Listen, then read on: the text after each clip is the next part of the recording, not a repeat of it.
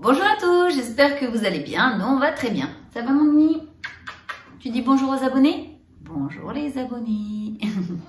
Alors, qui n'a jamais entendu ces petites phrases assassines? Oh, mais ce n'est qu'un chien. Mais ce n'est pas un enfant. Je pense que la majorité des propriétaires ont déjà entendu ce genre de petites phrases. Bien souvent, ces petites phrases sont dites sans mauvaises intentions, mais elles ont tendance à blesser pas mal de gens autour de nous, moi la première. Alors, peut-on aimer un chien autant qu'un enfant? Attention, je ne dis pas que l'un est plus important que l'autre. Ce n'est pas la question. Je parle plutôt des sentiments ou de l'attachement que l'on peut ressentir envers un chien ou envers un autre animal de compagnie. Un enfant et un chien, ce n'est pas le même être vivant, on s'entend là-dessus. Et pourtant, l'amour ou l'attachement que l'on peut ressentir pour notre animal à quatre pattes ressemble étrangement à celui que l'on peut ressentir pour un enfant. Alors, je considère mon animal comme un enfant. Est-ce une erreur ou pas? On voit ça juste après le générique. C'est parti!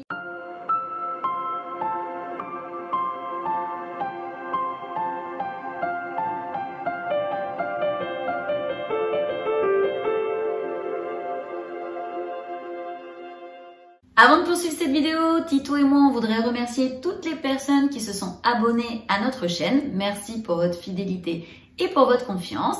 Pour les personnes qui ne sont pas encore abonnées, eh bien écoutez, n'hésitez pas à le faire. N'hésitez pas non plus à nous mettre des beaux pouces bleus en dessous pour nous encourager, Tito et moi, et à activer la petite cloche pour ne louper aucune vidéo. On continue. Avoir un chien, c'est comme avoir un enfant. Lorsqu'on a un enfant, on en prend soin. On se lève la nuit pour répondre à ses besoins. Nous le nourrissons, nous l'éduquons, nous lui donnons de l'affection, nous lui montrons les bonnes manières. Nous faisons des activités avec lui et plein d'autres choses encore. Lorsque nous avons un chien, nous faisons sensiblement les mêmes choses. Tout comme un enfant, notre chien a besoin de nous pour combler ses besoins essentiels à sa survie et à son bien-être. La place d'un chien et d'un enfant dans la famille. Tous ces petits gestes que nous faisons avec lui et pour lui créent un lien avec notre animal. Nous prenons du temps quotidiennement avec lui, comme on le fait avec un enfant, et c'est 100% normal. Pour beaucoup de gens, leur animal est un membre de la famille.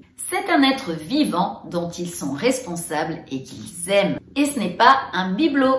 La différence avec l'enfant, c'est qu'un jour ce dernier sera autonome alors que notre chien dépend de nous toute sa vie. Qu'est-ce qui nous pousse à aimer un animal de compagnie? Je n'ai évidemment pas de réponse absolue à cette question, ni de liste exhaustive à ce sujet. Par contre, je peux vous donner quelques éléments de réponse. Passer du temps de qualité, prendre soin de l'autre, le fait de materner, l'amour inconditionnel, ne pas se sentir jugé, des affinités qui se créent, un lien d'attachement se crée avec l'animal, tout comme cela se fait pour un enfant ou même pour d'autres personnes qui nous entourent. L'animal fait partie de notre quotidien et sa perte peut créer un grand vide dans notre vie.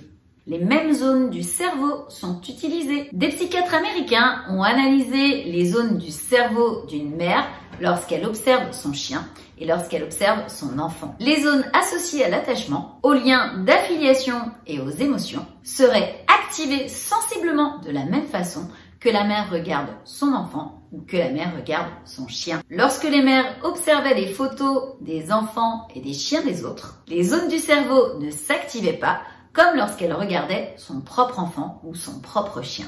Sécrétion de l'hormone de l'amour. Plus récemment, le chercheur vétérinaire, le docteur Takefumi Kikusui, de l'université Asabu au Japon, a découvert que l'ocytocine, l'hormone associée à l'amour, augmente tant chez le chien que chez l'être humain lorsque les deux se regardent dans les yeux. Un peu comme lorsqu'une mère et un bébé se regardent dans les yeux.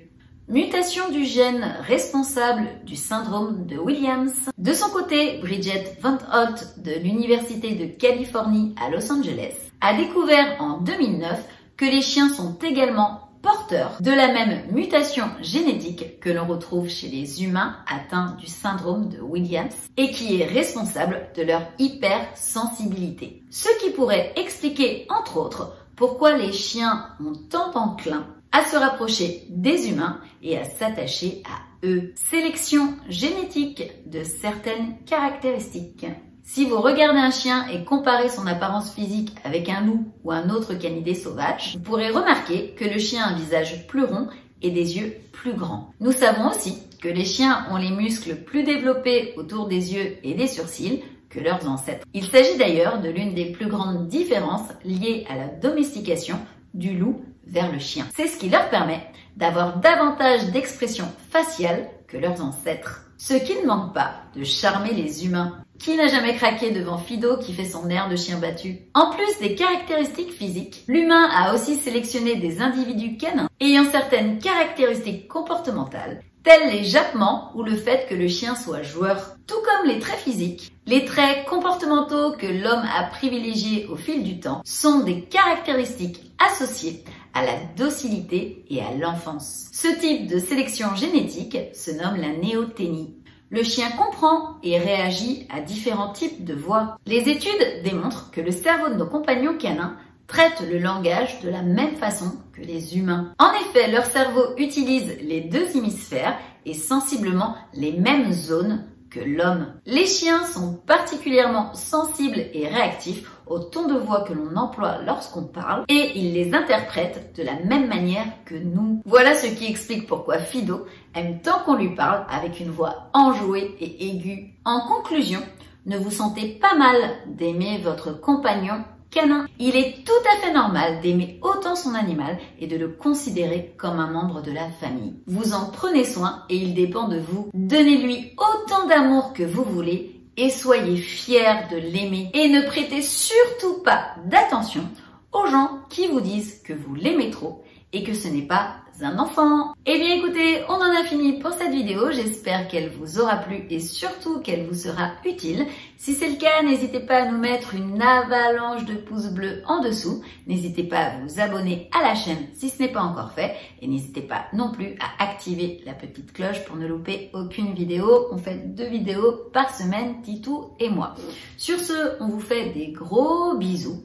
Prenez soin de vous et puis on vous dit à très vite pour une prochaine vidéo. Bisous, bye bye!